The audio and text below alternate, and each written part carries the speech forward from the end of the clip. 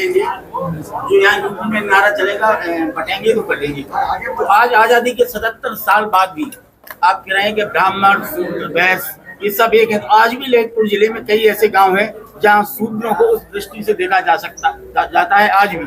अब एकता कहां से आएगी उनके मन में? सर आप क्यों एक छोटे से पॉइंट, हमारे हिंदू धर्म के, सनातन धर्म के मनुस्मृति से निकले हुए 4 वर्ण थे, वो वहां पर कोई जन्म से शूद्र नहीं होता था, कोई जन्म से वैश्य नहीं होता था, कोई जन्म से क्षत्रिय नहीं होता था, कोई ब्राह्मण नहीं होता था। सबको काम, जिसको जो काम पसंद आया उन्होंने लिया। किसी ने कहा चलो हम तलवार चलाएंगे, क्षत्रिय बन गए। तो साहब आज आप उनको अलग क्यों कर रहे हो? मैं हिंदू धर्म की ये गलती को सुधारना चाहता हूँ। थाने में आज से 25 साल पहले एक मुकदमा दर्ज हुआ था। सिर्फ एक हरिजन जाति का बच्चा एक मंदिर में प्रवेश कर गया था। आप ये बात कर रहे हैं कि एक आप जाएंगे आज क्या? सर वही करके बताइए ना सर। आप दलित के बच्चे को मंदिर में लेकर जाइए, उसको हार पहनाइए, टीका लगाइए, उसको अपनी कमजोरी, दलित के बच्चे को मंदिर में लेकर जाइए आप। नहीं तो हमें ये बताइए, जब क्या नाम की धुतकारा गया तो आज क्या आवश्यकता पड़ गई कि आज आप कह रहे हैं कि सब लोगों को मंदिर जाने की? क्योंकि हम लोग भी नहीं जा रहे, दलितों को तो छोड़ो, हम खुद नहीं जा रहे, तभी आवश्यकता पड़ी। आप तो सॉरी दलित के बच्चे की बात कर रहे हैं, मैं वो तो आप कितने बार मंदिर जाते हो? आप में से कितने लोग मंदिर जाते हैं मुझे बताइए आप। हम लोग धर्म को बहुत लाइटली लेते हैं साहब। ये लिया गया है तो आज आप ये बात कर रहे हैं, तो आज आपके एजुकेशन आपको पसंद नहीं आई? नहीं, आज आप ये बात कर रहे हैं। आज से क्या नाम के ज्यादा दूर नहीं जाइए तो आजादी के समय में भी हर वर्ग के व्यक्ति को शिक्षा लेने का अधिकार नहीं था। आज आप संस्कृत की बात कर रहे हैं कि संस्कृत को एक जाति विशेष की भाषा किसने बनाया? संस्कृत सभी भाषाओं की माता है, तुम समझो इस बात को। किसने नहीं बनाया संस्कृत की बात? एजुकेशन राइट नहीं था हर व्यक्ति को। अरे बाबा नहीं है तो दीजिए ना साहब, आप सुधारोगे कि नहीं? जब जागो तब सवेरा। मांगो, आप मांगो। क्यों डिपेंड करते हो सरकार के ऊपर? सरकारों के बीच में बहुत प्रॉब्लम, और भी गम है जमाने में झगड़ा करते हैं। आज सरकार चाहती है कि सब लोग एक मंच पर आए। जी एक मिनट को बोलने दीजिए। चलिए हो गया आपका। अडानी खन्ना जी। अडानी खन्ना क्या होगा? अडानी खन्ना। आपने अडानी बना दिया। अडानी का नहीं, अडानी से नहीं है मतलब। ओके। आपके लिए आज इस परिवेश में एकता की आवश्यकता क्या पड़ी? कारण ये है, देखिए आप वक्त की नजाकत को पकड़िए। इसमें कोई देखिए, मैं मुस्लिमों की तारीफ कर रहा हूँ, सरदारों की तारीफ कर रहा हूँ। सर वो गुरुद्वारे जाते हैं और डेफिनेटली टाइम पे जाते हैं। मुस्लिम लोग जुमा की नमाज नहीं छोड़ते। आज हिंदुओं में कानपुर में एक हनुमान के मंदिर में एक पुजारी को भीड़ ने मारा, वो चिल्ला रहा है, कोई बचाने को नहीं आया साहब। ये बात मुस्लिमों में या किसी और धर्म में नहीं हो सकती साहब। आप में क्यों होती है? लेकिन आप लोग बच चुके हो। क्या आपको एकता पसंद नहीं है?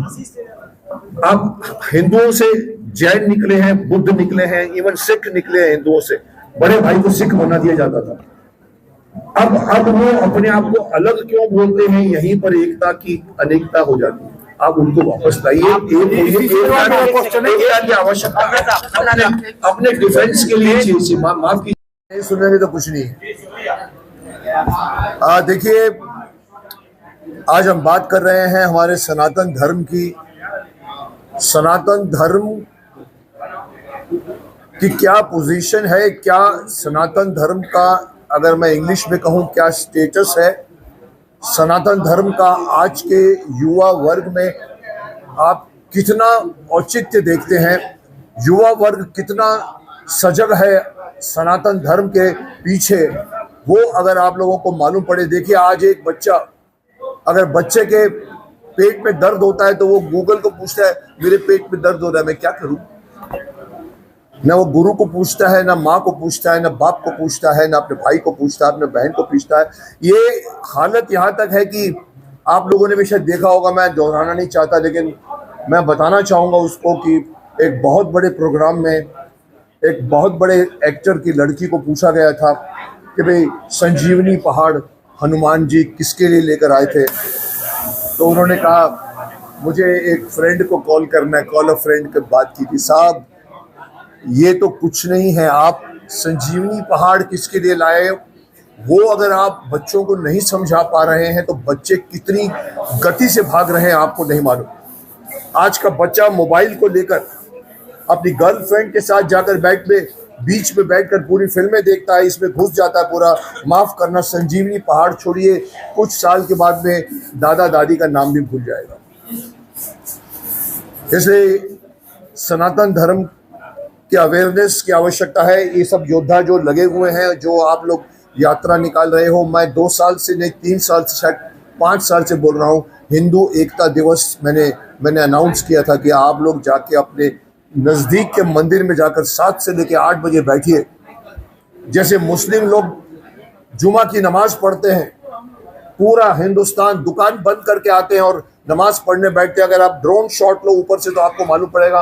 हम कहते हैं 20 करोड़ है, 30 करोड़ मुस्लिम है, साहब आप देखोगे सारे मुस्लिम एक साथ बैठकर नमाज पढ़ रहे होते। हिंदुओं के पास क्या है?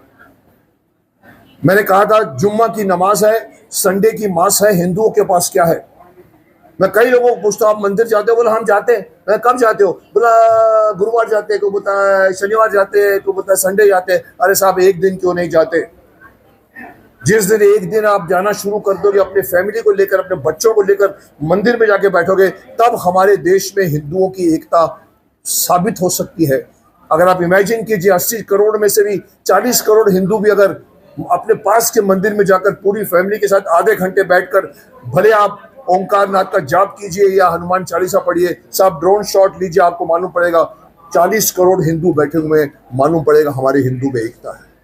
अभी साहब एकता के नाम पे कुछ नहीं है सर। मुस्लिमों को तो एक सीटी मारो तो मुस्लिम इकट्ठे हो जाते हैं, हिंदुओं में आप 100 सीटियां मारो तो भी कोई इकट्ठा नहीं होगा, क्योंकि सब बटे हैं, बढ़ चुके हैं, बटने का फायदा उठाया जा रहा है। इसलिए ये वक्त है जहां पर मैं कहूँगा कि सनातन धर्म को वापस लाया जाए, गुरुकुल को वापस लाया जाए। आज की शिक्षा परंपरा, लॉर्ड मैकॉले ने 1835 में 6ठी क्लास में इंग्लिश डाल दिया था और उसने कहा था अपने पार्लियामेंट में वहां पर जाकर, मैं एक ऐसी चीज छोड़ के जा रहा हूं जो इन लोगों के देश की पूरी इतिहास संस्कृति को तहस नहस कर देगी। सर वही हो रहा है। 1835 से आज तक सब कॉन्वेंट में पढ़ते हैं साहब।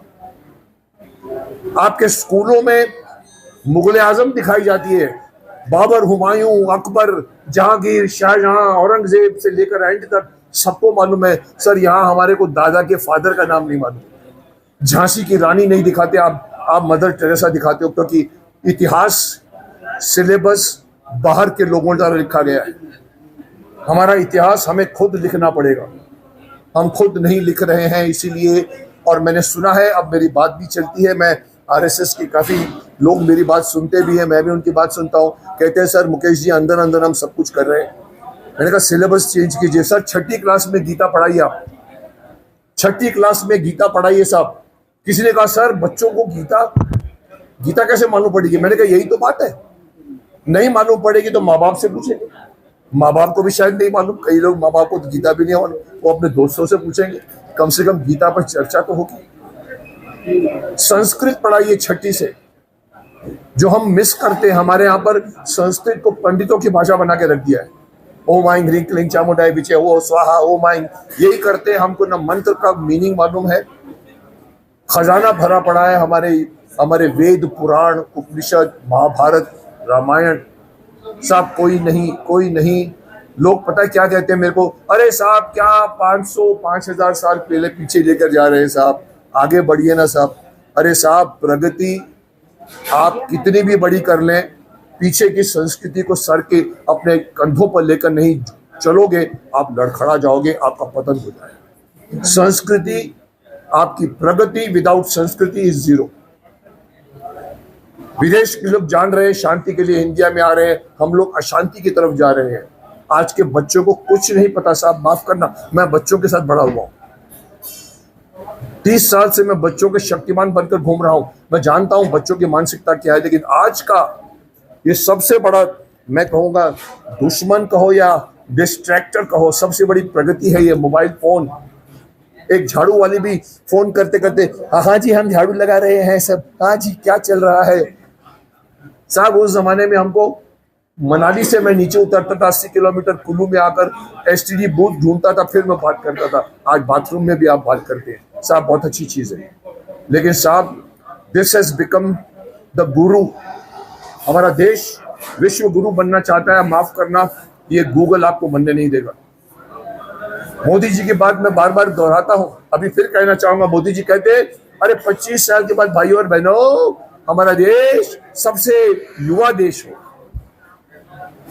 सब तालियां मारते हैं, मैं भी तालियां मारता हूं, ठीक है। पर कोई पूछता है ये सवाल कि 25 साल के बाद जब वो युवा वहां पहुंचेगा उसके कंधे कितने स्ट्रांग होंगे, उसके कंधों पर हमारा देश टिकने वाला है। उसके कंधे अगर ऐसे ऐसे होंगे तो आपका देश भी ऐसे ऐसे होगा। पहले उनको पढ़ाइए, योगा कराइए, उनको आध्यात्मिक से सिखाइए उनको। जो मैं समझता हूँ ये लोग कर रहे हैं सनातन धर्म, और सनातन धर्म मैंने अपने खुद के भीष्म इंटरनेशनल चैनल पे एक मंच शुरू किया जिसका नाम है सनातन मंच, जिसमें मैं देश के बड़े बड़े साधु संतों महानुभावों को बुलाना चाहता हूँ। अभी मैंने चक्रपाणी जी को बुलाया, अभी मैंने बीच में इवन हमारे जो त्रिवेदी जी हैं, हमारे जो सिद्धांत, उनको बुलाया और मैंने पूछा बताइए कि क्या है सनातन धर्म, क्या है, बच्चों को बताइए। साहब ये डिस्कशन चाहिए आज हमारे पास ये YouTube, ये गूगल, आपको पता है चाइना में गूगल बंद कर दिया गया। उनको लगा कि ये सब बाहर की देश की संस्कृति हमारे पर आ रही है।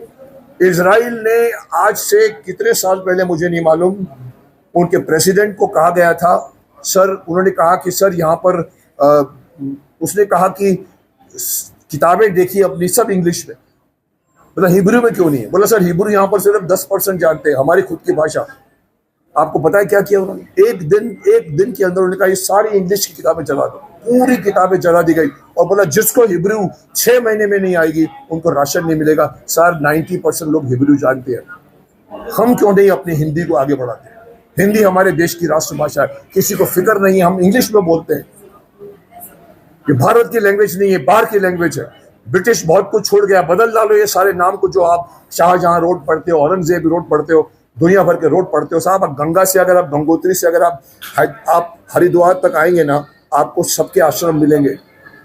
इसका आश्रम, अम्बे का मंदिर, शिव जी का मंदिर, उसके बाद हरिद्वार के बाद रुड़की से चलते चलते आप बंगाल की खाड़ी तक आओ, आपको सब जगह का बीच में शाहजहांपुर, मिर्जापुर, मिर्जाबाद, औरंगाबाद, ये आना शुरू हुआ। कहाँ से साहब? हमारे घर का नाम बदला गया है, मुगलों ने आए। अब क्या हमारा ये हक नहीं बनता कि हम वो नाम चेंज कर दें?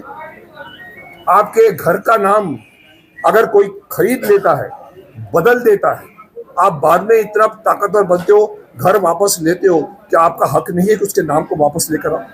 ये छोटी सी बात है लेकिन बहुत बड़ी बात है। जब तक आप अपने खुद के ऊपर आप लोग कहते हैं घमंड, सर घमंड नहीं है, आपको अपने ऊपर आत्मविश्वास होना चाहिए।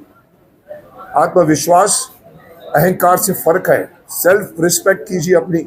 आप रिस्पेक्ट नहीं करोगे, मैं कहता हूं आपको, फिल्म इंडस्ट्री में अगर आप अपनी इज्जत नहीं करोगे कोई आपकी इज्जत नहीं करेगा। सो मैं सिर्फ यही कहने आया हूं, सनातन धर्म है, था, रहेगा। ये ऋषियों की वाणी है, ये भगवान की वाणी है। मैं कहूँगा भगवान ने सृष्टि की रचना की थी, उसके बाद जो कुछ भी कहा गया है बाद में ऋषि मुनियों ने उसको लिखा है, बाद में चेंज होकर मजहब आए हैं, ये सारे संप्रदाय आए हैं जो 1000 साल पुराने होंगे, 2000 साल पुराने होंगे। सर लाखों वर्ष पुराना तो हमारी संस्कृति है और हम उस पर गर्व नहीं करते, उसे भूल चुके। सो आगे बढ़िए। आज के मैं इन लोगों को कहना चाहूँगा, आपने जो एकता यात्रा निकाली है, मुझे भी बुलाया गया था, अभी चल रही है। मैंने कहा अभी तो मैं आज जा रहा हूँ मुंबई वापस, तो आप लोग इसको बनाइए, आप इसको यथार्थ कीजिए। आज वक्त आ गया है जहाँ पर सनातन धर्म क्या है, सनातन धर्म को लाइए और ये भूल जाइए कि हम हिंदू हैं कि मुस्लिम हैं। मैं मुस्लिमों की कदर करता हूँ, मैं सिखों की कदर करता हूँ, जो अपने धर्म के प्रति आश्वस्त हैं, जो अपने धर्म के प्रति कट्टर हैं। हम हिंदू क्यों नहीं है? एक माँ अपनी बेटी को लेकर मंदिर की तरफ जाती है और रास्ते में कोई सहेली आती है, बोलती है अरे बेटा आजा, हम लोग खेलते हैं। हम लोग, वो पूछती है मम्मी मैं खेलने जाऊँ? माँ बोलती जाओ, जाने देते। साहब मुस्लिम धर्म में कोई नहीं करेगा, ईसाई धर्म में कोई नहीं करेगा। चल मंदिर चल के बिठाइए उनको, इस उम्र में पता लगे कि हमारे पास क्या था क्या है। सो मेरे हाथ में नहीं है, ये साधु संतों के हाथ में है। मैं तो एक लास्ट में एक छोटी सी बात कहूँगा कि हमारे यहाँ पर कोई इमाम है, कोई हमारे यहाँ पर कोई है जो टीवी पर आकर कहता है कि मैंने चांद देख लिया, नेक्स्ट डे ईद शुरू होती है। हमारे पास कोई साधु है जो टीवी पे आके बोले जाओ मंदिर पे बैठो? सर कोई नहीं है। क्यों नहीं है? बनाइए, संगठित कीजिए, कहिए मुकेश जी बोल रहे, ठीक बोल रहे, मंगलवार को 7 से लेकर 7:30 बजे तक आप अपने नजदीक के मंदिर पे जाकर अपनी फैमिली के साथ बैठिए, आधा घंटा बैठिए, कुछ मत करिए, बातें करिए, सर एकता आएगी आपकी। आपको मुंबई में ये भी नहीं पता कि नेक्स्ट फ्लैट में कौन रह रहा है, आप वहां से मालूम करें। सो सर ये मेरा कहना है, आपने किसी ने कुछ पूछना हो तो पूछ सकते हैं। महाराज जी कल क्या कार्यक्रम है? भारत माता की जय। कल का कार्यक्रम है जो बांग्लादेश में हिंदुओं के ऊपर अत्याचार हो रहा है, उसके उपलक्ष्य में नरसिंह मंदिर से लेकर डीएम ऑफिस तक ज्ञापन देने के लिए संत समाज और हिंदू समाज जा रहा है ज्ञापन देने के लिए, अपनी बात रखने के लिए। जी किस मामले को लेकर ज्ञापन देंगे अपन? हम लोग ज्ञापन देंगे, बांग्लादेश में कुछ भी सही नहीं है, वहाँ पर हिंदू अल्पसंख्यक है, उनके साथ में अत्याचार हो रहा है, बहन बेटियों के साथ घर में बलात्कार हो रहा है, मठ मंदिरों को तोड़ा जा रहा है, जगन्नाथ मंदिर के ऊपर अतिक्रमण किया गया, तोड़ा गया, वहाँ के महंत को परेशान किया गया, काली मंदिर को तोड़ा गया, वहाँ पर लोगों ने उत्पात मचाया। और अभी तत्काल में इस्कॉन मंदिर के जो प्रमुख हैं संत जी, उनको सरकार ने अंदर कर दिया, और जो भी संत महंत उनसे मिलने के लिए गए उनको भी अंदर कर दिया। तो इतना बड़ा अत्याचार कि जो देश सुरक्षित नहीं है, जहाँ का हिंदू सुरक्षित नहीं है, अल्पसंख्यक नहीं सुरक्षित है, वहाँ की सरकारें क्या कर रही हैं। और मैं अपने यहाँ की सरकारों से भी ये बात रखना चाहते हैं, ये जानना चाहते हैं कि हम लोग उनके लिए क्या कदम उठा रहे हैं। सरकारें भी अपनी बात रखें और हम लोग भी अपनी बात रखने के लिए जा रहे हैं। क्या कहना चाहेंगे हिंदू संगठन व हिंदुओं से? आप क्या हिंदुओं से कहना चाहेंगे कि सभी लोग बढ़ चढ़ करके अधिक से अधिक संख्या में प्रशासन के पास जाकर के अपनी बात रखें, और प्रशासन यदि इसके लिए जागरूक नहीं होता है, वो अपनी आवाज बांग्लादेश में पहुंचाने के लिए तत्पर नहीं होता है, तो हिंदू समाज उसके लिए फिर अपना मार्ग खुद प्रशस्त करने के लिए बाध्य हो।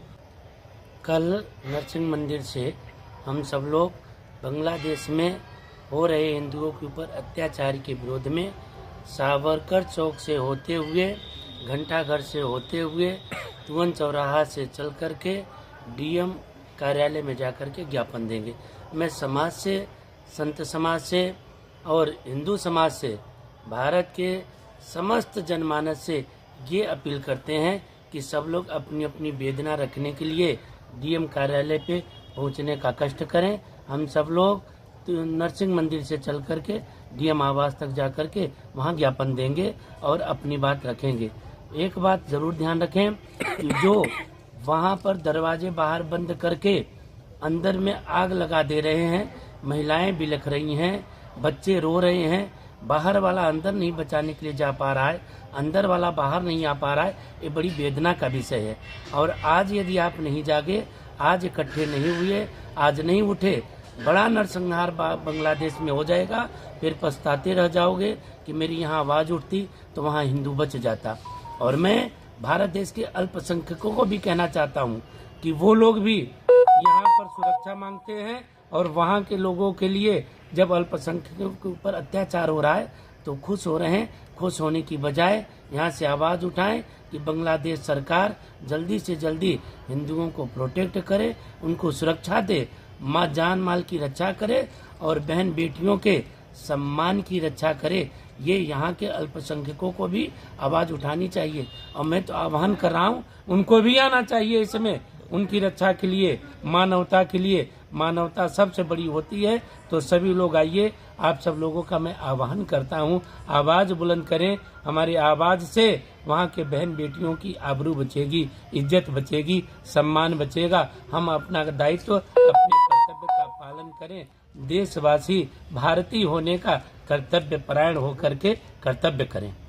हाई कोर्ट के आदेश के बाद पुनः तालवेट ब्लॉक प्रमुख बने विजय सिंह उर्फ गोलू ली शपथ। हम आपको बता दें कि ललितपुर के जिला राज पंचायत भवन में जिला राज पंचायत अधिकारी नवीन मिश्रा ने विजय सिंह उर्फ गोलू को ब्लॉक प्रमुख की दिलाई शपथ। विधायक रामचंद्र कुशवाहा सहित तालबेहट व ललितपुर के गणमान्य व्यक्ति रहे उपस्थित। शपथ ग्रहण के बाद सभी ने एक दूसरे को मिठाई खिलाकर बधाइयां दी और वहीं विजय सिंह अपने बड़े भाई जेके सिंह को याद किया और विकास कार्यों को करने की बात कही। वहीं विधायक रामचंद्र कुशवाहा ने हाईकोर्ट के आदेश का स्वागत किया और कहा कि अब तालबेहट में कार्यों पर आएगी गति। क्या कहना है विधायक सहित विजय सिंह उर्फ गोलू का, आइए सुनते हैं। चाहेंगे जहां पर आज पे शपथ ग्रहण की है आज, क्योंकि ये ऐसा दिन है मेरे लिए कि जितनी मुझे खुशी नहीं है उतना गम है कि मेरे बड़े भाई स्वर्गीय श्री जेके सिंह जी आज मेरे साथ नहीं हैं। इनकी परिश्रम और तपस्या से मैं आज यहाँ तक पहुँचा हूँ, क्योंकि मामला कोर्ट में था और कोर्ट में जो विपक्षी हमारे थे वो जिला जज के यहाँ से वो मामले को जीत गए थे। 7-8 महीने का समय लगा, हाई कोर्ट में वो मामला चल रहा था। उसमें जिला जज साहब के यहाँ से जो भी आदेश हुए थे सारे आदेश माननीय हाई कोर्ट ने खारिज किए और मुझे पुनः पद पर बैठाला। उसके लिए मैं माननीय हाई कोर्ट का बहुत बहुत आभारी रहूँगा। माननीय विधायक जी का, पार्टी के सारे वरिष्ठजन, हमारे जिलाध्यक्ष जी, उन सबके आशीर्वाद से आज आगे की पारी खेलने का मौका हम लोगों को मिला है, जिसके लिए हम सबका धन्यवाद करते हैं। देखिए, हमारा ब्लॉक प्रमुख फिर से अपनी कुर्सी पर को ग्रहण करके आज पदारूढ़ हुआ है। जनहित में विकासखंड के विकास कार्यों में जो शिथिलता आई थी पुनः गति पकड़ेगा और विकास के काम शुरू होंगे। न्याय प्रक्रिया पर हम लोग भरोसा करते हैं और हमें उम्मीद थी कि न्याय हमारे प्रति होगा और माननीय हाईकोर्ट के द्वारा जो निर्णय किया गया है वो हमारे अनुरूप आया है और न्याय की परिधि के भीतर कोर्ट ने न्याय किया है। निश्चित रूप से हमारे प्रमुख जी ने अभी शपथ ग्रहण की और शपथ के बाद सीधे अपना कार्यभार ग्रहण करके वहां जाके सीधे विकास के काम में जनता के बीच में सेवार्थ जुटेंगे। और हम लोगों की जैसी अपेक्षा है कि पार्टी की जो रीत नीति है, पार्टी की जो सरकारी योजनाएं हैं उनको जनता तक लाभ पहुंचे, ऐसी हम अपने प्रमुख से कामना करते हैं। बहुत बहुत धन्यवाद। देखिए, बिल्कुल सही बात है।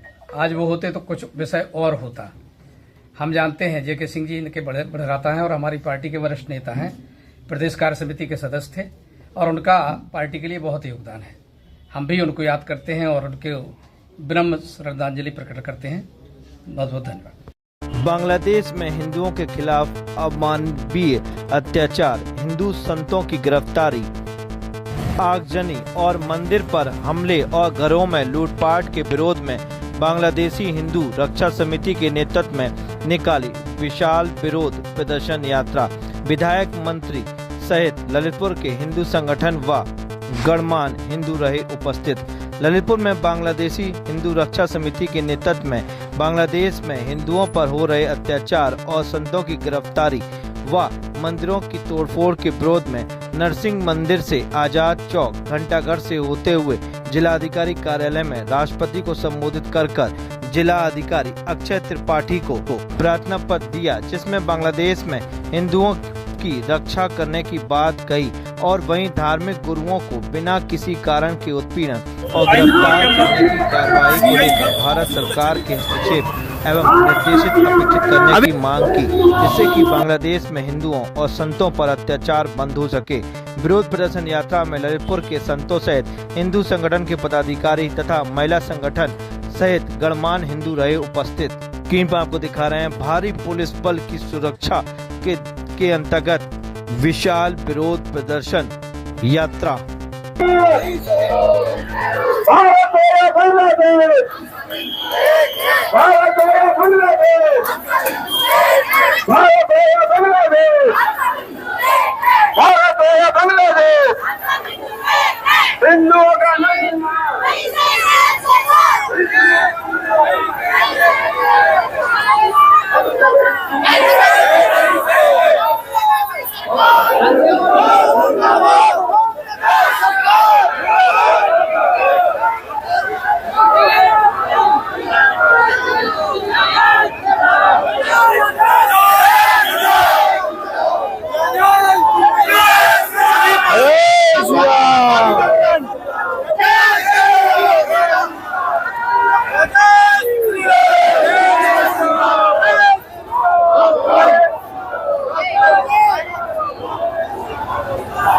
मंत्री जी भी है।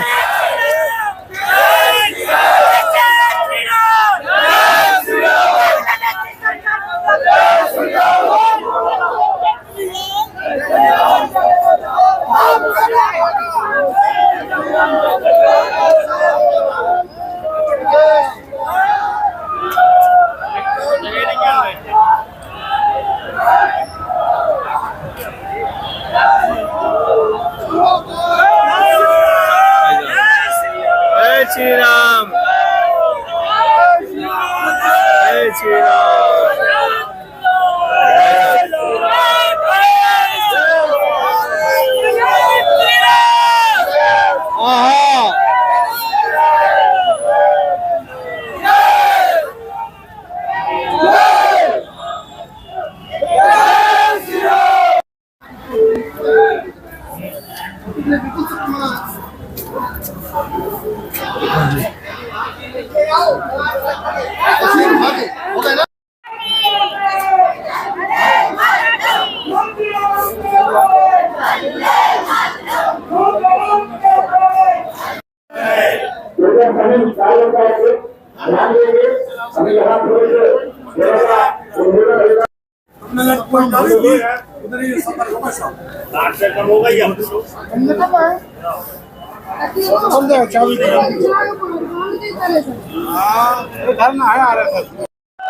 भारत का इतिहास हिंदू सबके साथ है।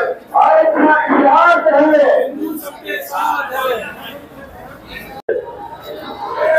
भारत हो या बांग्लादेश, हिंदुओं का नरसंहार, हिंदुओं का नरसंहार, हिंदुओं का नरसंहार। भारत हो या बांग्लादेश। मंत्री जी भी है।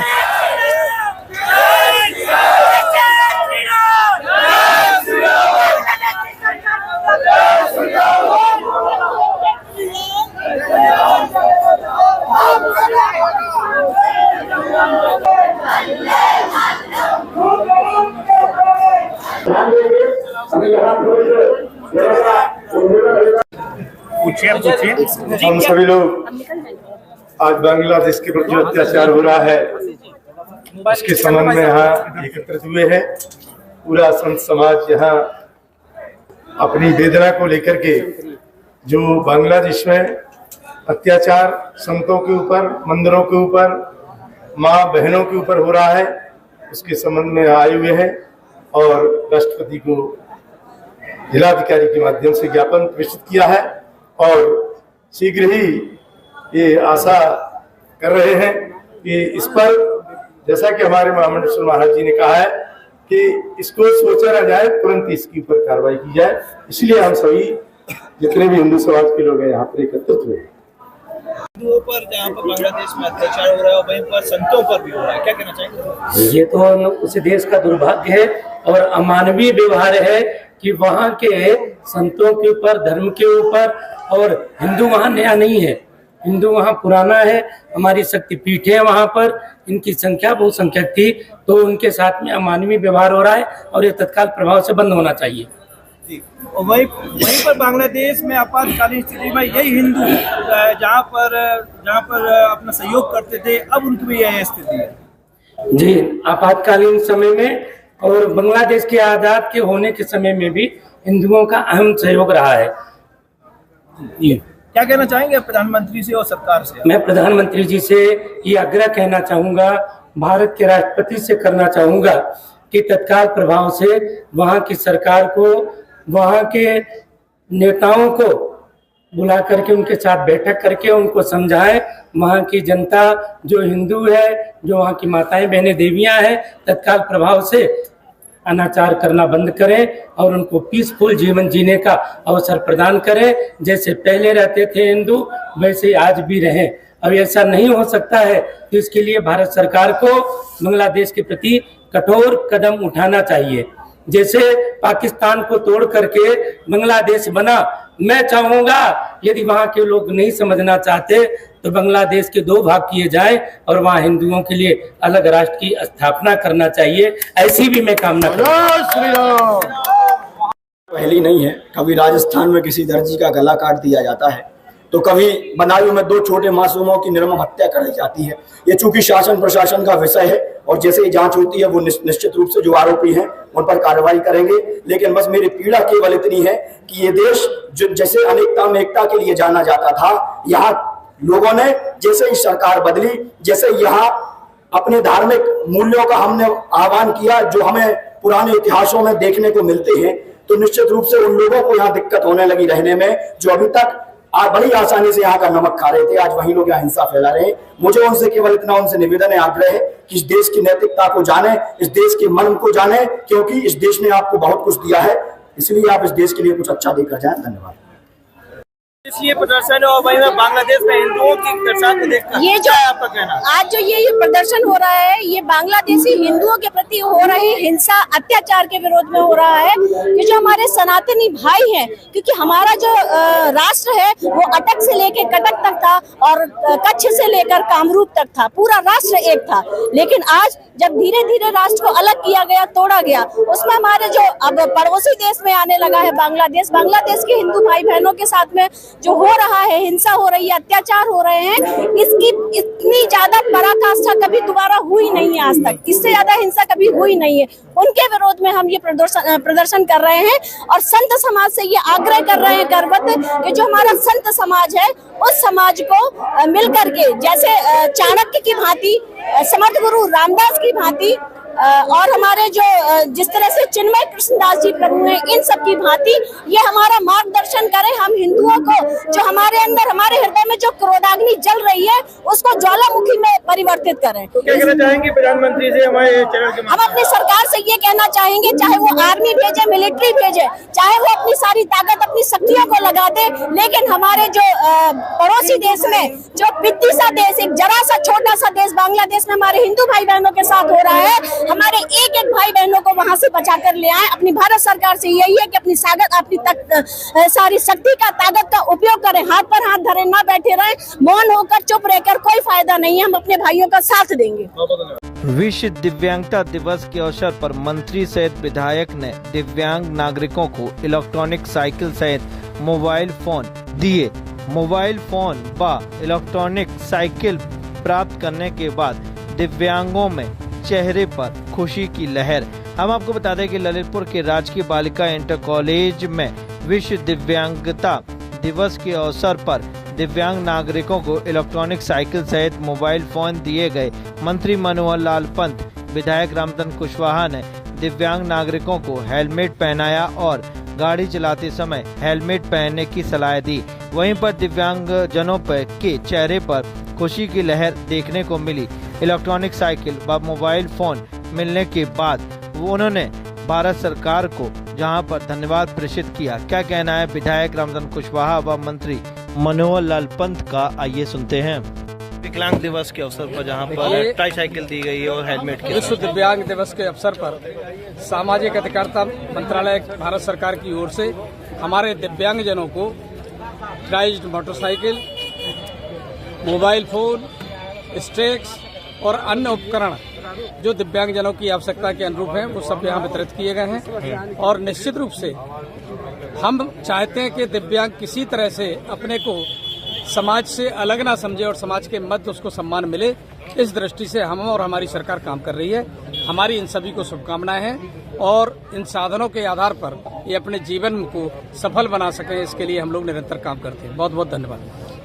ट्राई साइकिल भी बांटी गई है, क्या संदेश है आपका? आज विश्व दिव्यांग दिवस है, जिसमें हमारे देश के प्रधानमंत्री माननीय नरेंद्र मोदी जी के द्वारा और उत्तर प्रदेश के यशस्वी मुख्यमंत्री जी के द्वारा ये सब योजनाओं का लाभ हमारे आज विश्व भर में दिव्यांग दिवस के उपलक्ष्य में सभी को ट्राई साइकिल, ट्राई फोन और पैरों के, हाथों के सभी यंत्र आप लोगों को मिल रहे हैं और साथ साथ में भोजन भी दिया जा रहा है और पूरी किस्में भी दी जा रही हैं, जिससे हमारे दिव्यांगजन को कोई किसी प्रकार की आपत्ति परेशानी न हो और इनके हर काम हम लोग करते रहेंगे। जीवन में सेवा करना ही हमारा धर्म है, हमारा। बांग्लादेश में हिंदुओं व संतों पर हो रहे अत्याचार को लेकर राष्ट्रीय लोक दल के जिला अध्यक्ष सहित ललितपुर के संतों व हिंदुओं ने जिला अधिकारी को प्रार्थना पत्र देकर राष्ट्रपति से बांग्लादेश में हिंदुओं की रक्षा व संतों की रक्षा की मांग को लेकर दिया प्रार्थना पत्र। स्कीम पर आपको दिखा रहे हैं जहां पर राष्ट्रीय लोक दल के जिला अध्यक्ष क्या है उनका कहना, आइए सुनते हैं। लोगों ने, सभी राष्ट्रीय लोक दल के पदाधिकारियों ने जो बांग्लादेश में जो हिंदुओं को पर अत्याचार हो रहे हैं उन सबको रोकने के लिए, और हम लोगों ने आज संतों के साथ में नरसिंह मंदिर से लेकर आपके जिलाधिकारी महोदय के निवास पर और कार्यालय में हम लोगों ने आज एक ज्ञापन दिया है, और बांग्लादेश में जो अत्याचार हुआ है और हो रहा है हिंदुओं के ऊपर, उसको रोकने के लिए हम लोगों ने आवाज उठाई है।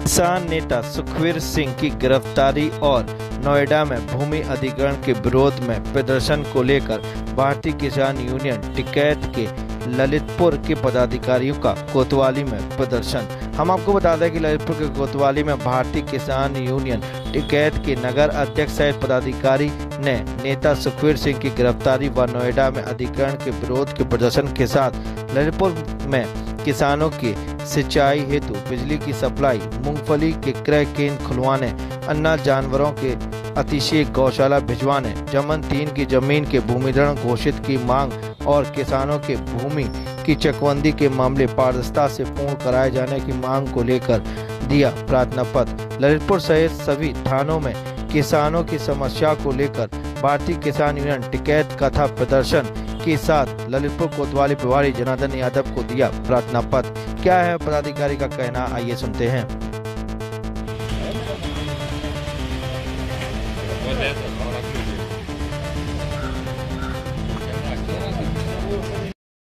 राजपाल यादव, नगर अध्यक्ष भारतीय किसान यूनियन टिकैत। अच्छा, किस संबंध में आज आपका धरना है और साथ में क्या? हमारा जो नोएडा में भूमि अधिग्रहण चल रहा है उसके संबंध में अनिश्चितकालीन धरना प्रदर्शन है हम लोगों का, शांतिपूर्वक। जनपद के सभी थानों में, तहसील में हमारे भारतीय किसान यूनियन के पदाधिकारी सारे थानेदारों को ज्ञापन देंगे, और हमारे 6 मंडल 0 पॉइंट नोएडा पे हैं, 13 मंडल में अलर्ट किया गया है। जैसा हम लोगों के लिए आदेश होता है हम लोग दिल्ली के लिए कुछ करेंगे।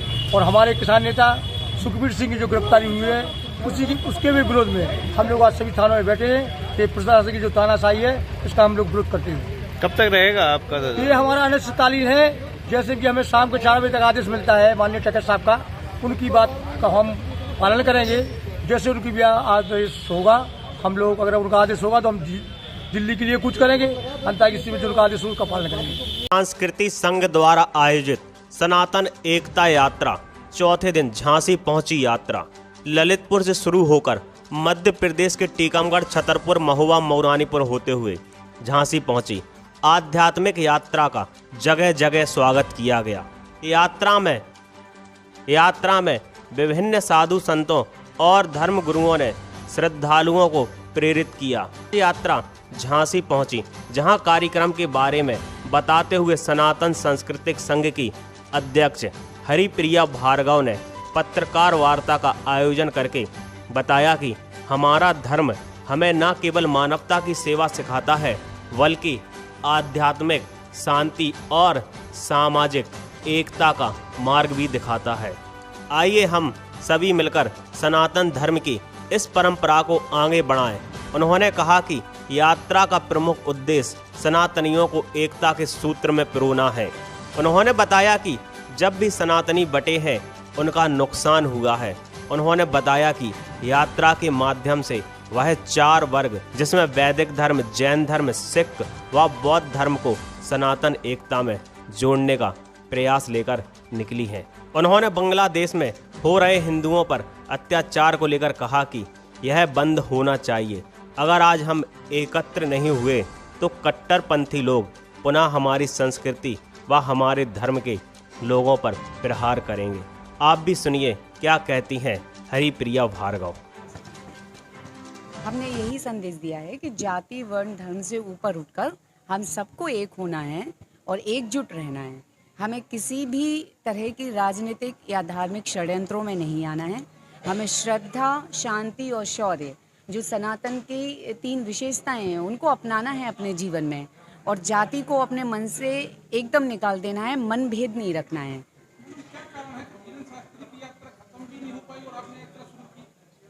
जी, मुहूर्त अच्छा होगा 29 तारीख का, इसीलिए उनकी समाप्ति हुई, हमारी शुरू हुई। और मुझे लगता है सनातन एकता यात्रा, ये जिस उद्देश्य की जाती है या जैसा ये यात्रा है, तो ये प्रवाह चलता रहना चाहिए। किसी की समाप्त होती है, कोई शुरू करता है। सारे सनातनी बहन भाई अपने अपने क्षमता अनुसार सहयोग कर रहे हैं और अपनी योग्यता अनुसार उसमें अपना योगदान दे रहे हैं। झांसी आकर हुआ है, क्या कहेंगे? देखिए, झांसी एक ऐतिहासिक स्थल है और यहाँ झांसी की रानी के नाम से एक वीरांगना हमारी प्रसिद्ध हुई। वर्तमान में इस देश में जातिवाद के संदर्भ में पूज्य धीरेन्द्र कृष्ण शास्त्री जी ने भी एक यात्रा निकाली थी और अभी एक यात्रा हरिप्रिया जी ने निकाली है। तो ये जो छोटी छोटी यात्राएं हैं, बड़ी बड़ी यात्राएं हैं, देश के कोने कोने में हो रही हैं, उस यात्रा में झांसी एक ऐतिहासिक स्थल के रूप में विख्यात होगा आने वाले समय में, क्योंकि अभी हाल फिलहाल में 2 यात्रा निकली और दोनों ने झांसी को टच करा है।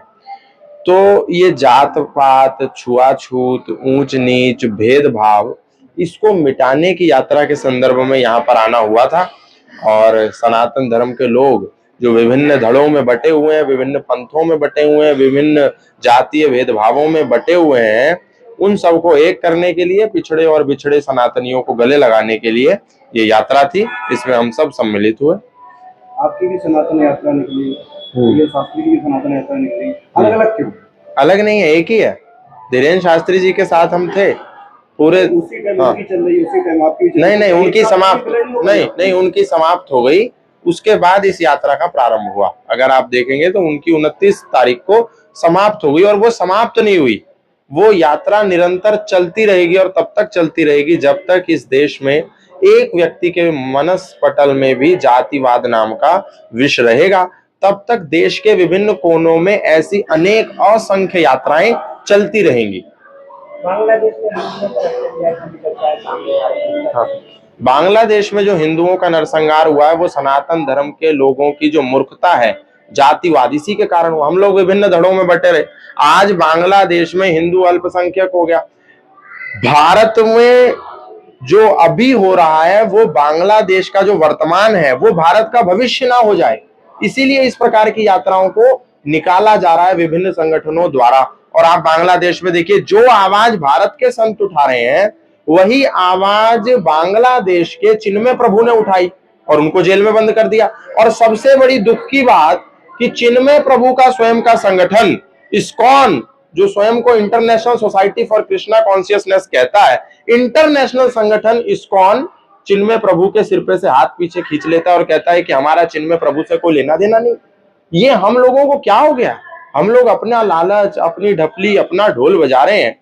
ये मैं समझता हूं कि बड़ा दुख है हमको। आज चिन्मय प्रभु के साथ खड़ा होना चाहिए देश के हर व्यक्ति को। हम ये कहेंगे कि वो हर संगठन का आदमी है, वो हर सनातनी संगठन का आदमी है जो सनातनी की आवाज उठा रहा है। तो इस्कॉन ने ये अच्छा नहीं करा। मैं उन लोगों को कहूंगा, परमपिता परमात्मा इस्कॉन के लोगों को सद्बुद्धि दे कि वो चिन्मय प्रभु के साथ आकर के खड़ा हो। और मैं भारत के माननीय प्रधानमंत्री जी, गृह मंत्री जी से भी कहूंगा कि इस विषय में हस्तक्षेप करें और चिन्मय प्रभु जी को न्याय दिलाएं, जो सनातनियों की आवाज बनकर के बांग्लादेश में उभर रहे हैं। झांसी में बदमाशों ने बस कंडक्टर से की लूट। सवारी बनकर बस में हुए थे सवार। सुनसान जगह पर बस को रोक लूट की घटना को दिया अंजाम, हुए फरार। आपको बताते चलें, झांसी में बस कंडक्टर से हुई लूटपाट। बस में सवारी बनकर बैठे थे लुटेरे। सुनसान इलाके में बस रोककर कंडक्टर को मारपीट कर लूट ले गए हजारों रुपए। झांसी के बबीना थाना क्षेत्र अंतर्गत BHEL चौकी इलाके की घटना। मौके पर पहुंची पुलिस जांच पड़ताल में जुटी। झांसी से अमित राजपूत की रिपोर्ट।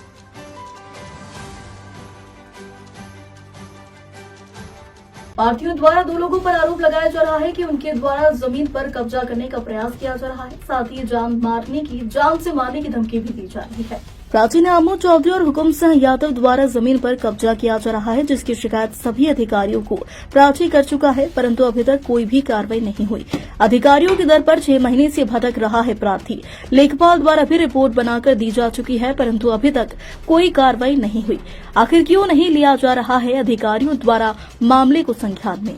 नमस्कार, आप सभी का स्वागत है। मैं निशु दुबे। आपको बता दें कि जहां पर मेहरौनी तहसील में अवैध रूप से प्लाटिंग हो रही है, वहीं एक मामला ताजा सामने आया है, जहां पर एक व्यक्ति द्वारा 2 लोगों पर आरोप लगाया जा रहा है। आमोद चौधरी और हुकुम सिंह यादव, 2 व्यक्तियों द्वारा जमीन पर कब्जा किया जा रहा है और साथ ही साथ मारने की धमकी भी दी जा रही है।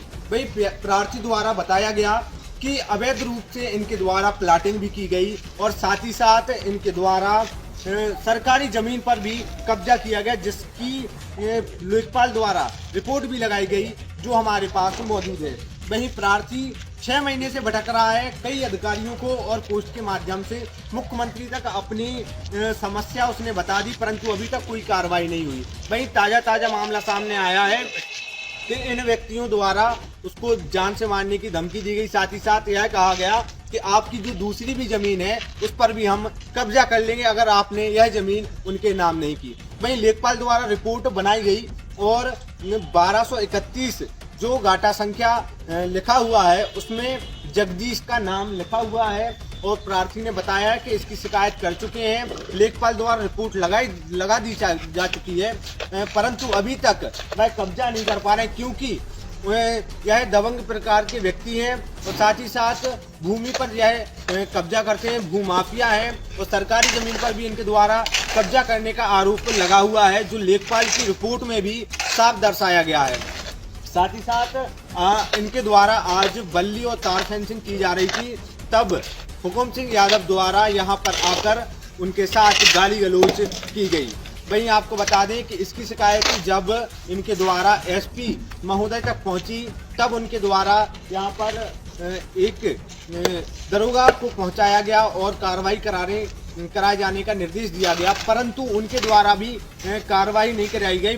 प्रार्थी द्वारा बताया गया कि दरोगा द्वारा भी यह कहा गया कि उन्होंने सरकारी जमीन बेची है, वो अलग बात है, आपकी जमीन पर कब्जा नहीं होगा, आपको आपकी जमीन मिल जाएगी, परंतु अभी तक इस पर कार्रवाई नहीं हो रही, जिसकी वजह से 6 महीने से परेशान पीड़ित अभी तक परेशान घूम रहा है और न्याय की गुहार अधिकारियों से लगा रहा है। अब देखना यह है कि जो मेहरौनी कस्बे में अवैध रूप से सभी जगह प्लाटिंग कट रही है, इस पे कैसे क्या लोगों के पास डॉक्यूमेंट हैं और कैसे क्या इसकी हर चीज़ जो व्यवस्थित रूप से कॉलोनी की पास की जाती है, लेआउट समेत और भी कई चीज़ें हैं, इनकी लेआउट इनके पास है या नहीं है, अधिकारियों की मोहर इस पे है या नहीं है, या अधिकारियों की मिली भगत से मेहरौनी तहसील में अवैध रूप से प्लाटिंग चल रही है। क्या देखने वाली बात है कि इस पे अब अधिकारियों का क्या मामले संज्ञान में लेते हैं और क्या कहना है प्रार्थियों का, कैसा क्या मामला हुआ है अभी, क्या हम आपको बताते हैं इस वीडियो के माध्यम से। कल द्वारा आपने जमीन नपवाई है ये? हाँ साहब, जांच में आते हैं तो वो बोलते हैं कि इसके बाद तुम्हारी जमीन लगी है जी। अच्छा, उनने लिखित में आपको कुछ दिया है? हाँ, लिखित में भी उनने रिपोर्ट में लगाई है साहब। हाँ, रिपोर्टें भी हैं हमारे पास साहब। कौन कौन से लेखपाल ने नाम? पहले साहब रवि लेखपाल थे जो मेहरौनी की, वो भी जांच में आए। फिर अभी जो हाल में धर्मेंद्र राजपूत हैं, उनकी भी रिपोर्ट मेरे पास है साहब। दोनों रिपोर्ट लगा? हाँ, दोनों ने रिपोर्ट लगाई। क्या लिखा हुआ था रिपोर्ट में? उन्होंने लिखा है कि हमारी जमीन फलाने नंबर की इसमें है, यहाँ पे है, और इन लोगों ने अवैध प्लाटिंग कर दी है बंदिया पे। उनकी भी मेरे पास रिपोर्ट है साहब, धर्मेंद्र राजपूत की। अच्छा, ये भी है? हाँ, ये भी है, उन्होंने ये भी लिखा है रिपोर्ट में कि बंद पे अवैध प्लाटिंग की गई है। आपका? हमारा नाम है दानवीर सेन। कौन है आपकी? ये हमारे माता पिता है। अच्छा, क्या मामला है पूरा? मामला ये है साहब कि इन लोगों का 1226 में रकबा है, कुल 97 डिसमिल का। इन लोगों ने 97 डिसमिल में पूरे में कॉलोनी काट दी है, अवैध कॉलोनी, और इन लोगों ने सरकारी बंद की भी जमीन बेच दी है। कहाँ पे सरकारी बंद? ये सरकारी बंद ये है, पीछे जो मकान बने हैं ये सब सरकारी बंद पे बने हुए हैं। अच्छा, इस पे कोई कार्रवाई नहीं हुई साहब? हम 6 महीना से बराबर में शिकायतें कर रहे हैं। लेखपाल आते हैं, देख दाख के पानी खाना पूर्ति करके भाग जाते हैं, कहते हैं जांच चल रही है। किस किसने बेची है ये सरकारी जमीन? ये सरकारी जमीन बेची है हुकुम सिंह यादव ने, मैरिज गार्डन है उनका सोजना रोड पे, और आमोद जैन चौधरी के पिताजी ने। इन दोनों ने ये अवैध कॉलोनी काटी है। हाँ। इनके पीछे साहब हमारा रकबा लगा हुआ है, जो हमारे पास कुल 69 डिसमिल जमीन है। इस पे भी इन लोगों की नजरें हैं हमारी जमीन छुड़ाने के लिए। तो क्या बोल रहा है आज क्या वारदात हुई? आज ये वारदात हुई कि हमारे उगा पे किसी की खेती करी है हमने, तो उसमें ये आवारा जानवर पिड़ जाते हैं, तो हम पनी तार बाउंड्री कर रहे थे। तो आए तो इन लोग वो हुकुम सिंह यादव आए, गाली गलौज की, जान से मारने की धमकी दे के भाग गए और बोल रहे हैं कि जी हमें जमीन पूरी हमारी जमीन हम उनके नाम कर दें। हाँ, जब आपने मना करी फिर कुछ बोला उनने? फिर जान से मारने की धमकी दे के भाग गए। धन्यवाद। क्या नाम है दादा आपका? जगदीश। क्या समस्या हो रही है अभी, क्या विवाद हुआ? साहब हुकुम सिंह गाली गलौज कर गए, बेने बताई कूद गए और साहब की जान मार के को किस वजह से ये आपसे गाली गलौज कर रहे हैं? हुकुम सिंह यादव चढ़ू वाली कंपनी से सब पने खेत में तार लगाए धोन को बंदिश कर रहे थे। क्या क्या बोल रहे हैं वो, क्यों बोल रहे थे? इसलिए कि हमारी जमीन पे कब्जा करना चाहिए साहब 2 डिसमिल पे। इसकी आपने शिकायत कहीं की है? हाँ साहब हमने कर चुकी, तहसील में हम 3 दरख्वास्त 4 दे चुकी, 6 महीना से दे साहब।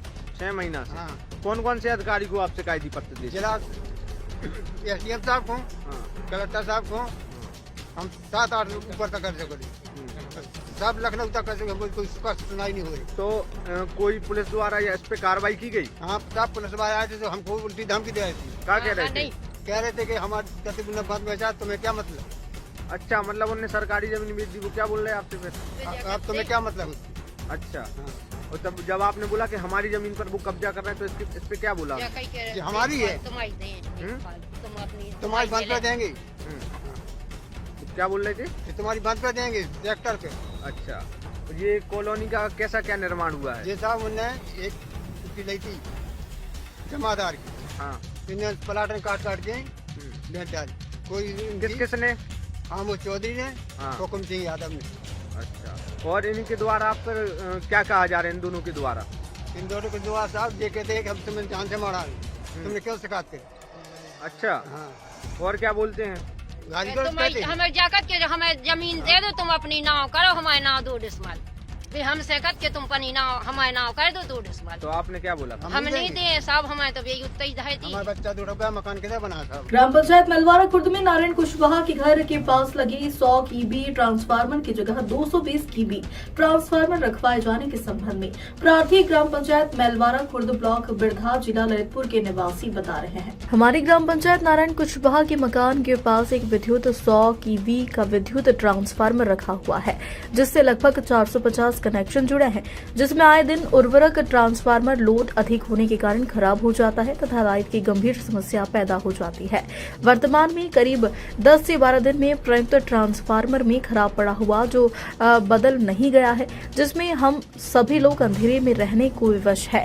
श्रीमान जी, यदि 100 कीबी ट्रांसफार्मर की जगह 250 कीबी ट्रांसफार्मर लगवा दिया जाता है तो आए दिन ही लाइट की समस्या का समाधान हो जाएगा। बताइए क्या समस्या आ रही है?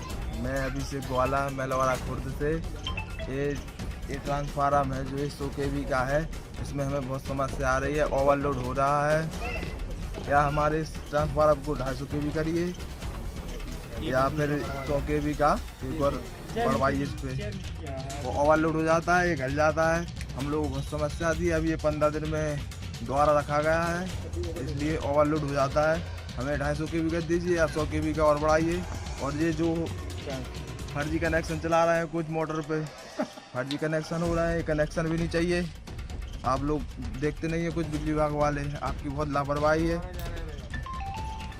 खबरों में फिलहाल इतना ही, बने रहिए हमारे साथ। सामुदायिक केंद्र के कई ऐसे मामले सामने आए हैं जिसमें कई आशाओं और कर्मचारियों पर आरोप लगा है कि उनके द्वारा दवाइयां एवं इंजेक्शन के नाम पर मरीज से पैसे की डिमांड की जा रही।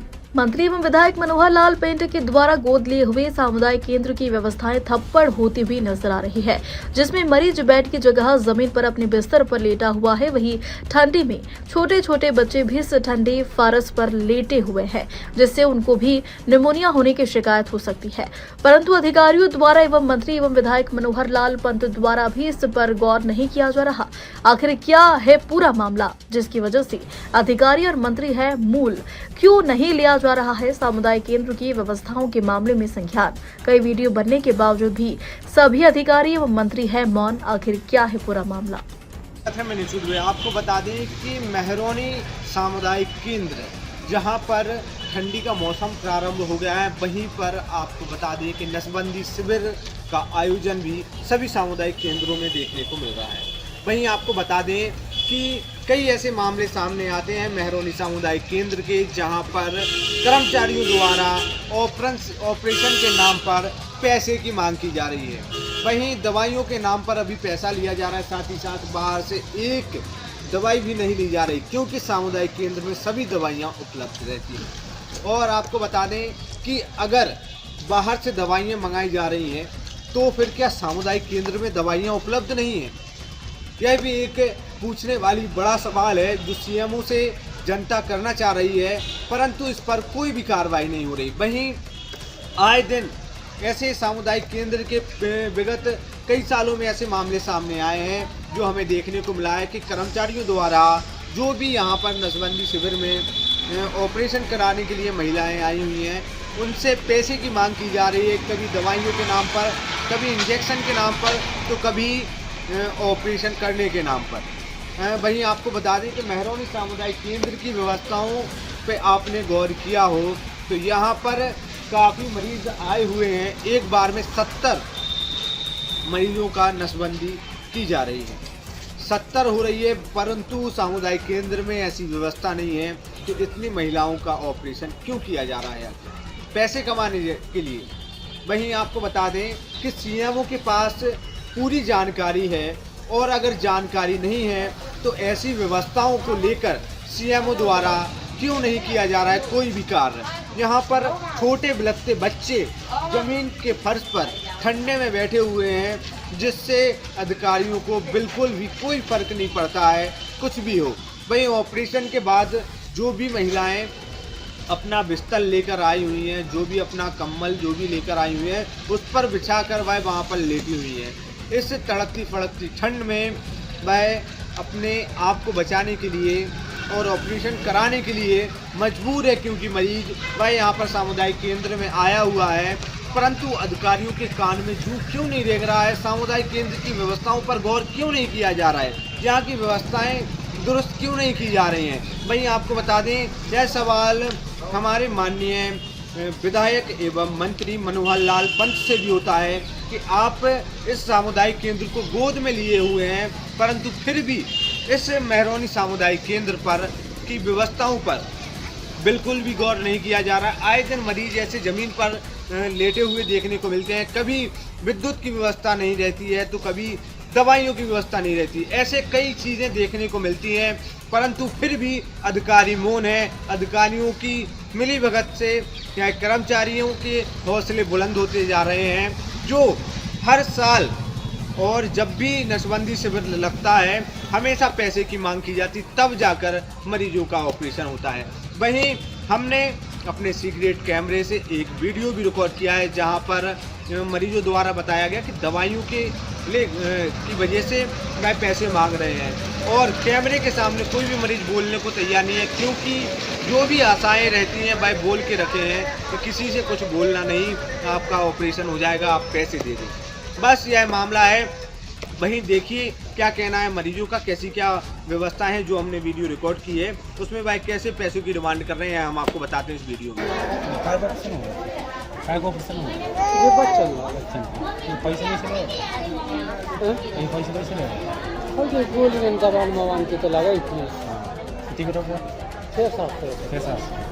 कितने नंबर लगी अभी तक?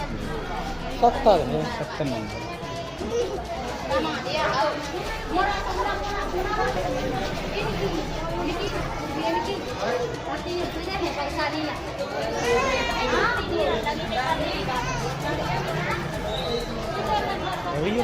अभी पैसा ले रहा है, पैसा ले रहा है,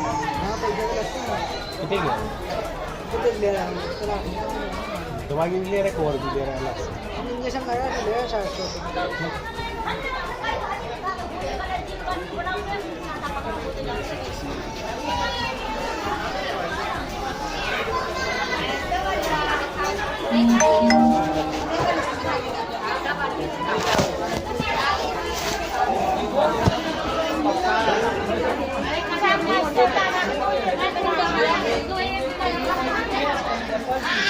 चलो भी कहते हैं क्या को सुनूंगा क्या को सुनूंगा एक दिया हो रहा है अरे क्या को भी बना हो रहा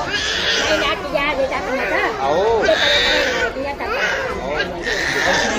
अरे नहीं है अर्ध में ही बैठो मानिया नहीं करूँगा तो नहीं करूँगा समझे में से छुटवाएंगे आओ तो नहीं बैठो मैं तो कुछ नहीं करने के 3 महीने खिला रही मेरे पैसे वैसे ले रहे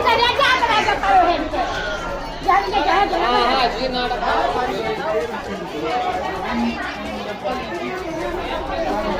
खबरों में फिलहाल इतना ही, बने रहिए हमारे साथ। नमस्कार, आप सभी का स्वागत है। अभी हम मौजूद हैं NH 44 हाईवे पे, जहां पर बस और ट्रक की जोरदार भिड़ंत हो गई, जिसमें 15 से 16 लोग घायल बताए जा रहे हैं। वहीं आपको बता दें कि तत्काल ही 3 एम्बुलेंस मौके पर पहुंची और घायलों को तत्काली सामुदायिक केंद्र पहुंचाया गया। वहीं आपको बता दें कि बस में मौजूद राहगीरों द्वारा बताया गया कि यह बस महरौनी की ओर जा रही थी। वहीं ट्रक द्वारा टक्कर मार दी गई, जिसकी वजह से बस अनियंत्रित होकर पलट गई। गनीमत यह रही कोई भी बड़ा हादसा नहीं हुआ, कोई भी व्यक्ति को कैजुअल्टी नहीं हुई। सिर्फ 15 से 20 लोग घायल बताए जा रहे हैं। वहीं मौके पर पुलिस पहुंची, एम्बुलेंस पहुंची, व्यवस्थाएं भी देखी। और आपको बता दें कि ट्रक चालक जो थे वह यहां से फरार हो चुके हैं। वहीं देखिए बस आपके सामने मौजूद है। NH 44 मंडी की ओर जो रास्ता जाता है वहां पर यह दुर्घटना हुई है, आपको दिखाते जा रहे हैं हम। बस गनीमत यह रही कि कोई भी लोगों को काफ़ी ज़्यादा गंभीर चोटें नहीं आई हैं और जितने भी लोग थे वह एम्बुलेंस के माध्यम से सामुदायिक जिला अस्पताल पहुंच चुके हैं। वहीं आपको बता दें कि पुलिस द्वारा भी मौके पर पहुंचकर व्यवस्थाएं देखी और जो भी व्यक्ति रहे उनकी मदद की। आपको बता दें क्या कहना है जो बस के अंदर राहगीर सवार थे, जो अपने अपने घर की ओर या अपने काम से कहीं पर भी प्रस्थान कर रहे थे, क्या कहना है उनका, यह हम बताते हैं आपको वीडियो में। नाम है आपका? हमारा सुखना रेकवार है साहब। अच्छा, इस बस में जो अभी ये पलट गई है, कैसा क्या हादसा हुआ? कहाँ से कहाँ जा रही थी बस? ये जतारा टीकमगढ़ जा रही थी, हम साहब इसी बस में थे। देखो हाँ, इस बस में हम बैठे, ट्रक वाले ने हो रहे माने इनने गाड़ी आराम से काट दी। हाँ। देखो तो अचानक में चाहे इनका ब्रेक न लगा हो, चाहे इनने जान मान के गाड़ी है नहीं, एकाएक काट दी गाड़ी, इसी हादसा हो गया साहब। ये कितने लोग घायल बताए जा रहे हैं? घायल तो इसमें 15 से 20 आदमी, ज़्यादा चोट भी नहीं आई, एक ही ताऊ को चोट आई, ज़्यादा गंभीर नहीं है, कोई भी नहीं है ऐसी हालत में। ज़्यादा गंभीर 2 जने घायल हैं। चलेंगे टेम्पू में, बकाया को हम कह नहीं पाए। अच्छा, एम्बुलेंस में नहीं साहब, हमें तो छाती में लगी, छाती में। जब निकाला किसने, जब बस पलट गई तो? है अपने आप निकले, कोई और भी निकाले, जैसे हमें होश है वो उनने भी निकाला। लोगों ने बैठाया है भैया, कम से कम 20 आदमी को एम्बुलेंस में बैठा रहा। अच्छा, राजकुमार एम्बुलेंस को किसने सूचना दी थी? ये नहीं, एम्बुलेंस तो डायरेक्ट आई थी। अच्छा, यहाँ से सूचना गई है कि हम लोग तो यहीं बैठते हैं। वो वहाँ से हमें खबर मिली कि बस पलट गई, हम लोग बहुत दौड़ के आए। वो यहाँ हम लोगों ने 20 आदमी को एम्बुलेंस में बैठा रहा है और इतने घायल नहीं हैं, लेकिन आराम से सुरक्षित है। वो एम्बुलेंस वाले की थी कृपा रही कि अर्जेंट है, अर्जेंट है। 3 एम्बुलेंस आ गई साहब। 3 आ गई थी? हाँ, 3 एम्बुलेंस आई थी। अच्छी व्यवस्था बनाई उनने, बहुत बड़ी प्रशासन की तरफ से बहुत सुरक्षित सब रही, कोई दिक्कत नहीं है, कोई दिक्कत भी नहीं है। ट्रक वाला भाग गया कि पुलिस के द्वारा? भाग गए, 2 ही भाग गए। बुंदेलखंड और जनपद ललितपुर पहले सूखा क्षेत्र माना जाता था, जहां पर पानी की काफी समस्या रहती थी, परंतु दिन प्रतिदिन अब बुंदेलखंड में सभी बड़े बड़े कलाकार और डायरेक्टर मूवी शूट करने के लिए आ रहे हैं, क्योंकि कम बजट और सस्ते और सुंदर दृश्य यहां पर देखने को मिलते हैं। बिना VFX के, जिसको लेकर अब बॉलीवुड भी इसी और प्रस्थान कर रहा। वहीं बुंदेली और हिंदी मिक्स मूवी के कुछ कलाकारों द्वारा जनपद ललितपुर के मुख्य हृदय मानी जाने वाली सुमेरा तालाब में अहंकार मूवी के कुछ सीन शूट हुए। वहीं आपको बता दें, जनपद ललितपुर के मेहरौनी तहसील अंतर्गत अशोक देवरिया, जिन्होंने लगभग मुंबई शहर में 1000 से ऊपर सीरियलों में काम कर चुके हैं, वहीं काफी प्रसिद्ध शो जोधा अकबर में भी उन्होंने अपना किरदार निभाया। वहीं वह भी इस मूवी में एक अहम भूमिका का किरदार निभा रहे हैं। हमारी जनपद ललितपुर में ऐसे काफी यशस्वी व्यक्ति रहते हैं जो हमारी जनपद ललितपुर का नाम पूरी बॉलीवुड इंडस्ट्री में प्रसिद्ध करते जा रहे हैं। वहीं उनका कहना है कि उनके द्वारा हमारी जनपद ललितपुर और छोटे छोटे शहरों में इसलिए मूवी डायरेक्टर की जा रही है ताकि जो भी छोटे कलाकार हैं उन्हें भी मौका मिल सके अपनी कलाकारी दिखाने का, क्योंकि छोटे कलाकार बड़े पर्दे पर नहीं आ पाते और काफी भेदभाव होता है जिसकी वजह से वह पीछे ही रह जाते हैं। देखिए क्या कहना है कलाकारों का जनपद ललितपुर में आकर। हमारे साथ इस फिल्म के जो मुख्य अभिनेता हैं जिसको हीरो कहते हैं वह भी हमारे साथ मौजूद हैं। कैसा क्या किरदार निभा रहे हैं और थोड़ी बहुत जानकारी दीजिए कि कैसा आपको लग रहा है जनपद ललितपुर में यह सीन देखकर। देखिए, पहले तो ऑलरेडी बता चुके हैं हमारे संदीप भाई जो हैं डायरेक्टर और सारा काम कर रहे हैं, वो बता चुके हैं। अशोक जी बता चुके हैं आप लोगों को कि क्या है क्या नहीं है। और रहा सवाल मेरा किरदार का, तो इसमें मैं एक डॉक्टर प्ले कर रहा हूँ और बहुत ही अच्छा डॉक्टर है और लोगों की हेल्प करता है और हेल्प के साथ वो समाज को सुधारने की कोशिश कर रहा है। जो ये अहंकार है, ऐसी चीज़ों को वो तोड़ने की कोशिश कर रहा है इस फिल्म में। और पुरानी कहानी है लेकिन नए तरीके से हम लोग पेश कर रहे हैं इसको और बहुत अच्छे तरीके से पेश करने की कोशिश करेंगे। आपका शुभ नाम? राजभट। चलिए, हमारे साथ फिल्म की अभिनेत्री भी हैं, आपका क्या कहना है और बुंदेलखंड की कैसा लग रहा है? मुझे यहाँ आकर बहुत अच्छा लग रहा है और मुझे बहुत मज़ा आ रहा है। यहाँ पे सबके साथ मुझे काम करने मिल रहा है और जहाँ जहाँ भी गए हम लोग शूट के लिए लोकेशन में, वहाँ पे भी बहुत अच्छा लगा और यहाँ के लोग स्पेशली बहुत अच्छे हैं एंड बहुत हेल्पफुल है, तो वो चीज़ मुझे बहुत अच्छी लगी। आपका शुभ नाम? प्रिया दास। धन्यवाद। सहयोग के लिए मैं आपको बता दूं कि मैं as a producer, Kennedy productions मेरा खुद का एक प्रोडक्शंस है और ललितपुर का शायद पहला प्रोडक्शंस है जो ललितपुर और बुंदेलखंड से जुड़े हुए लोगों के लिए काम करता है। और हमने प्रोडक्शन की शुरुआत ही केवल ललितपुर के लोगों के लिए ही की थी। वो काफ़ी लंबी कहानी है, जिन चीज़ों को दिमाग में रखते हुए हमने खुद का प्रोडक्शन खड़ा किया था और उस प्रोडक्शन में हम करीब यहाँ 7 सब्जेक्ट जैसे मटक दबाए, कोल्हापुरी चप्पल और आपका तमाचा, आपकी अग्नि मोर्चा 2, खंजर, द हेट थिंकिंग, तमाम इस तरह के हम करीब 7 प्रोजेक्ट ऑलरेडी ललितपुर कर चुके हैं। तो हमारा उद्देश्य जो था वो ललितपुर के जो कलाकार हैं जिन्हें मुंबई बॉलीवुड प्लेटफॉर्म नहीं देना चाहता था, तो उनको एक प्लेटफॉर्म देने का हमने काम यहाँ से स्टार्ट किया।